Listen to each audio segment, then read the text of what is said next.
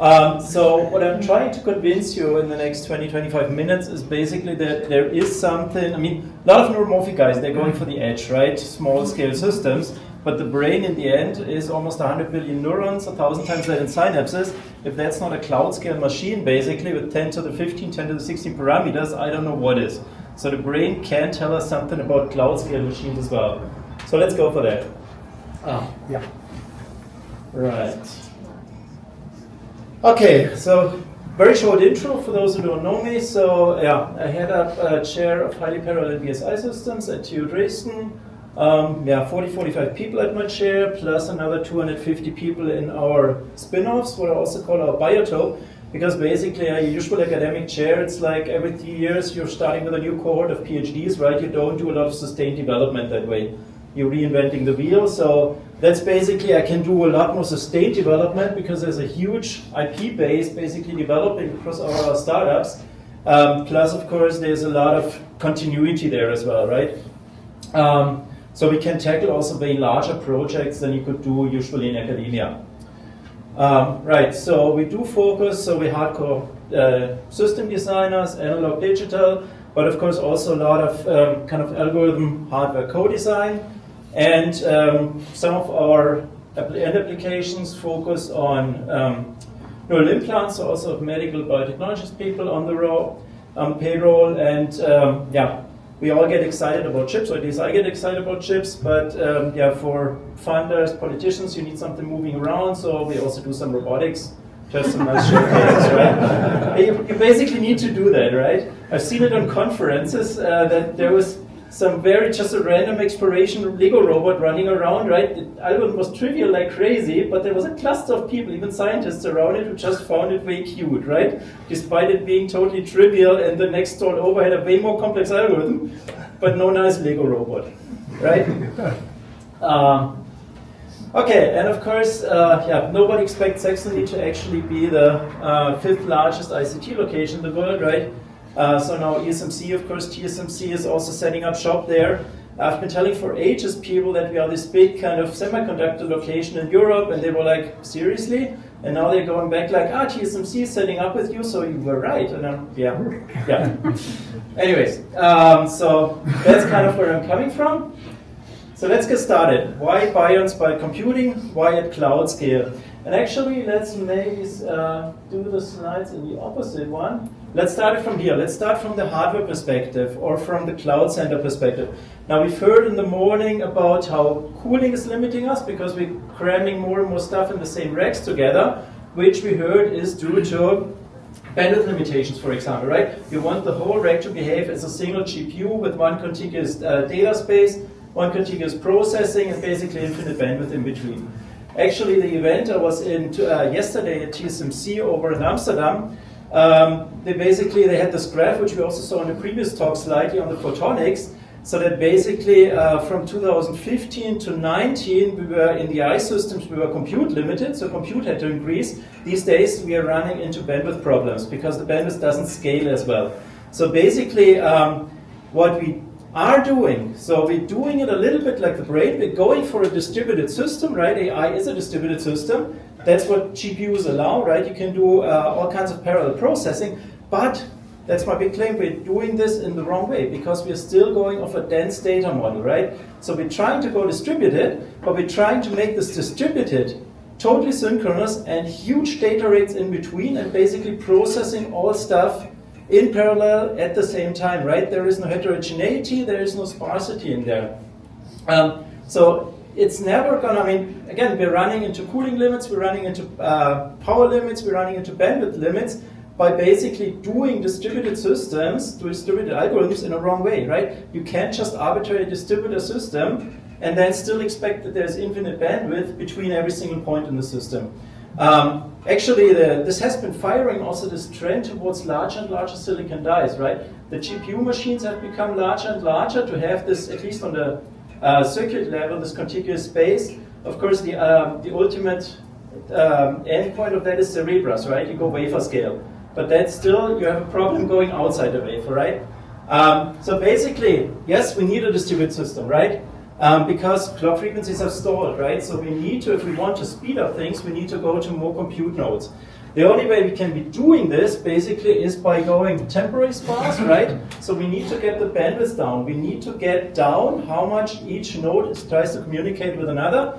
Then hand in hand kind of goes asynchronous, right? We need to move away from the synchronous model because you're going to run into Anhalt's limit. If you do a distributed system, even if you can take care of the bandwidth, you're still going to run into a problem with time interlocking, right? If processes depend too much on each other. So they need to be at least slightly time loose, right? Which brings me to the other point. They need to be kind of time loose basically means you need to integrate across time. That's why I'm a big fan in AI of recurrent neural networks or of some kind of dynamic computation. Doesn't necessarily need to be a leaky integrated file neuron. Of course, that's the brain's way of integrating at the single neuron level information that basically comes in as it comes in without time interlocking. Needs to be integrated in the neuron, right? That's what the brain does on a single neuron basis. In machine learning, it seems to work better if we do it at the network level, if we go for state space models, for example. So that's kind of where I'm coming from on the high-level picture, right? So I'm not trying to copy every last bit in the brain, every last ion channel, gene expression, whatnot. I'm trying to copy over these basic operating principles that also scale well, right? This is the reason why the brain can scale with highly parallel computing. And just to give you a bit of a numbers game here, so the brain, again, sparsity, dynamic sparsity, the brain is very, very good at gating information and only sending information and computing on that information when it's really necessary. So even just in the retina, you've got 100 to 1 compression, right? 10 to the minus 2. And if you go up, basically increases because the information representation you've got in the brain becomes more and more abstract, more and more compact, right? In associative cortex, you've got Luke Skywalker neurons, right? Those are neurons that are extremely silent. They only react to Mark Hamill on screen, basically, right? Otherwise, they're silent. This is the level of information representation that brain can do. And that way, you're basically providing a lot of potential resources, but you're only ever activating them when you really need them. And basically, this activity scales all the three big knobs that we have in the data center to play.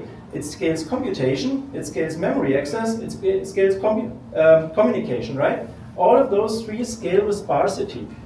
At the moment, you still have this 10 to the 7 gap between what the brain can do on these size models and what the data center can do. And if you do the analysis, we actually did this for this German DARPA Twin-D, and you basically get 1 order of magnitude from going in memory computing. You get 1 order of magnitude from going away from double precision floating point to all these new numbers formats, and you get 1 order of magnitude from pruning, basically static sparsity, throwing away synapses in the eye networks. But you get the additional 3-4 orders of magnitude from doing dynamic information gating. And I'm going to show you later that actually Google DeepMind, Meta, they're all moving that direction. So that's really a thing in machine learning, going for dynamic sparsity. Right. So, and we're going to do this supporting it first on the hardware, and then of course also developing algorithms for that. So it's actually always simple to design a system that does dense computation. It's not so simple to design a system that basically does the sparse computation and heterogeneous computation, right? So essentially what Spinnaker is, it's a whole number of ARM cores, so that's 10 million ARM cores across the entire machine, 152 per chip, and those cores, right, they do dynamic power management, so we heard about that already, right? So you try to be adaptive to the incoming compute load, be that spikes, be that some event-based numerics algorithm, whatever, or a machine learning network, right? Then there's, of course, kind of a dynamic memory hierarchy, so we've got a lot of scratchpad memory, which you can on the fly develop into level 1, level 2, level 3 cache, basically, so you can basically make that problem dependent. We've got multiple accelerators on there, so that's standard machine learning accelerators, multiply accumulate on there. Then there's neuromorphic accelerators on there. There's even probabilistic accelerators on there. So we've got pseudo and true random number generators. So we basically can do all kinds of heuristics problems as well. Then we've got an interconnect network across the entire machine that does two things. So it's geared towards small packets, right? It's not this usual supercomputing, large packets, message passing interface. This is really for shooting basically spikes or spikes with a payload between the individual nodes. And this network on chip and network off chip also ensures a millisecond time scale across the entire machine, which basically means for problems when they fit to the machine, we actually get the holy grail of supercomputing, we get strong scaling. We can guarantee that a problem can be executed on the machine almost irrespective of problem size. It's not the usual HPC thing. When you scale up a problem, it gets slower in execution on the machine. We're actually guaranteeing this quality of service, that the machine always reacts at the same time scale. Yeah, okay, and for the more technically minded, so this is a 22 FDX process that's run locally in Dresden, Global Foundries, and that has this nice adaptive body biasing feature. So we're getting rid of a lot of the manufacturing, aging, and temperature variations of the transistors, of the threshold voltage, via applying an adaptive backgate voltage, which always lets us run basically in this minimum energy point. It's the one thing. And the other thing is we can go for basically the CMOS ideal, where you're only ever drawing energy when you do something with your logic gates, right? These days you've got this huge leakage floor, which basically, I mean, designing a problem that's dynamically sparse and then having a huge leakage floor that's kind of going in two different directions, right? The whole dynamic sparsity doesn't gain you a lot if the machine basically burns power irrespective of what you do. So we also needed to get this hardware in the corner where basically the gates only draw energy when you do something with them. Right, so that's the big machine in Dresden on the academic side.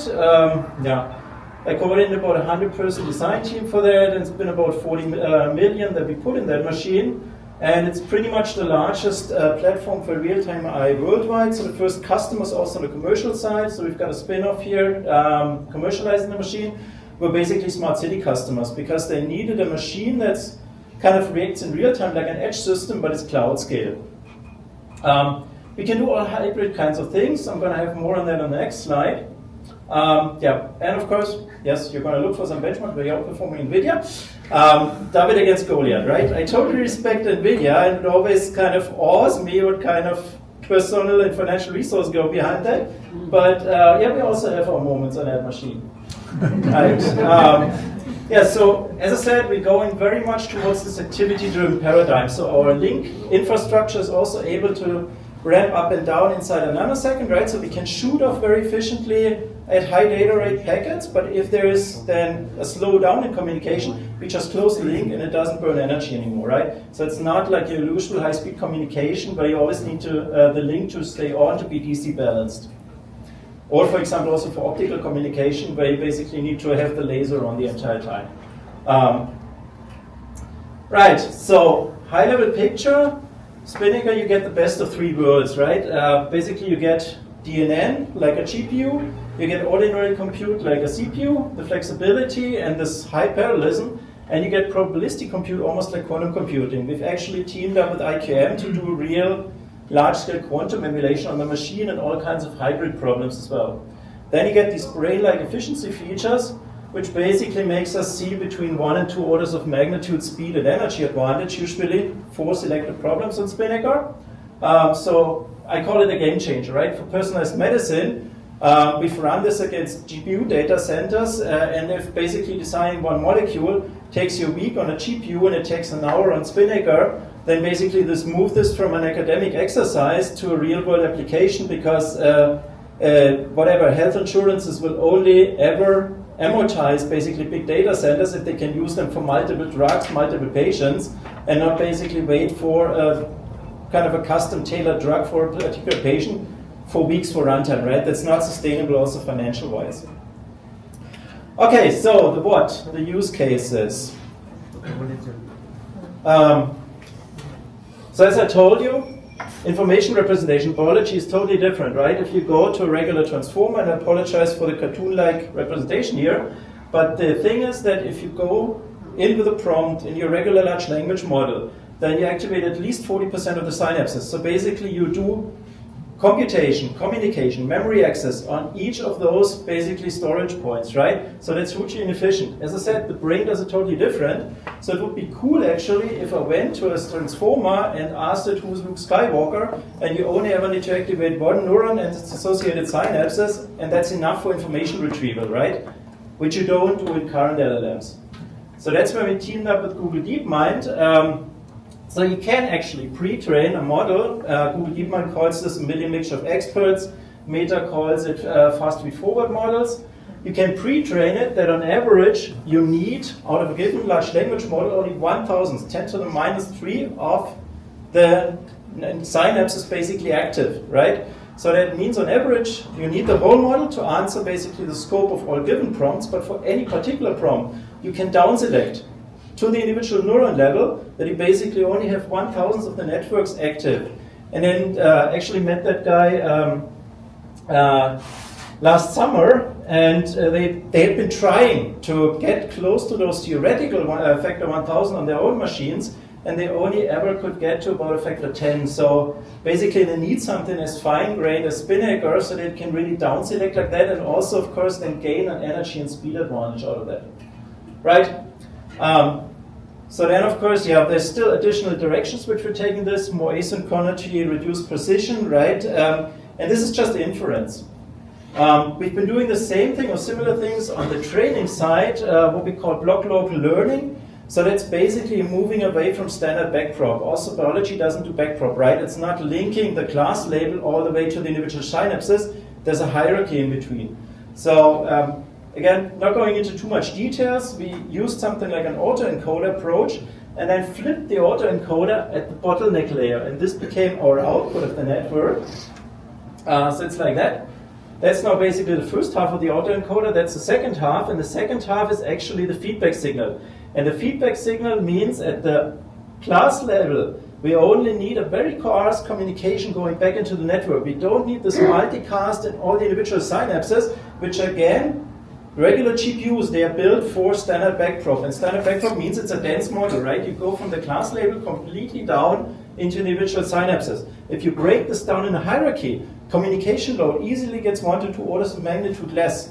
Plus, you can get it by actually with reduced numeric precision, because you're only doing, so you're unfolding the losses basically and the uncertainty based on local measures, based on the global measure, so that you only need to do backprop in the local shallow networks, which then can run on reduced precision because you're not running into vanishing gradient problems anymore, right? So you get by with fixed point arithmetic, and we're actually the only one of those. So other concepts like that, actually Geoffrey Hinton also has what he calls feed-forward learning.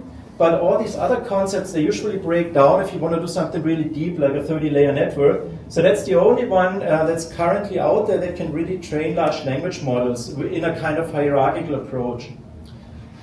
So we're quite proud of that. And the third example, and then I'm through, means moving away from AI. So this is actually standard numerical problems. In this case, this is QUBO, but we've also done this for finite element methods. We're doing it for Monte Carlo sampling.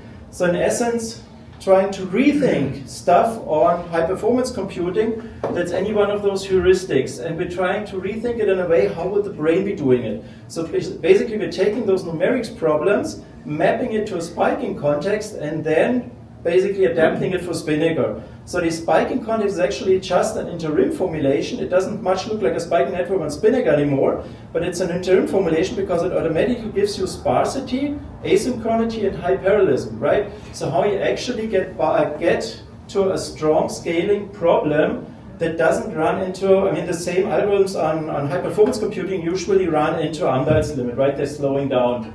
So here's one thing where we did this with the Sanya people, so Sanya National Labs for the finite element method. Basically what you're seeing here is the speed up with the number of neurocores, so it's strong scaling up to certain limits, right? So we get strong scaling by basically throwing more cores at the problem really doubles the execution speed basically. Or in other words, if you switch this around, you can, as I said, basically increase the size of the problem without the machine slowing down, right? Okay, maybe I'm going to skip that part, but this is kind of where I'm really using the hybrid nature of the machine. So drug discovery, I'm very hot on that, because part of drug discovery is generative AI, part of it, also from the quantum computing side inspired, is really kind of physical stuff. So we're really simulating the molecules, Part of it is optimization, where we basically optimize in the folding shape of the molecule. So this one also, we are showing like a factor 60 speed advantage on drug discovery, because we can combine those physics plus optimization plus generative AI approaches. Right, and as I said, David and Goliath, right? So we've got our moments. So we were selected by Spinnaker2 for this new compute challenge. We had a 1 million German Science Ministry award for HAI, plus transition and accelerator grants for the company. So Spinnaker2 Systems is now at about 70 people, pushing towards more than 100 next year, commercializing Spinnaker2. Actually have more publications. We used to be on all the circuit conferences, now we are on the AI conferences for some reason. And yeah, here's for example the guys in Zanya taking delivery of one of our systems, and we're also featured on the Department of Energy homepage. And we're basically outdoing our competition at Intel by a factor 100. Right, okay, anyways, not going into detail on this one, but this is the hard numbers, right? This is really not trying to skew comparisons. This is not me hand-waving, this is really stuff that we've benchmarked against the GPUs and CPUs from optimization, quantum computing emulation, large language models, etc., right? And those are the guys that made that happen, right? It's a distributed machine, so we also have a distributed team. Manchester, then my group in Dresden, then at Spinnaker2 Systems. As I said, that picture is woefully outdated because it's more like 70 people these days. Then there's Anand Subramani in London, and there is David Kappel in Bielefeld, right? And yeah, feel free to chunk rocks at me.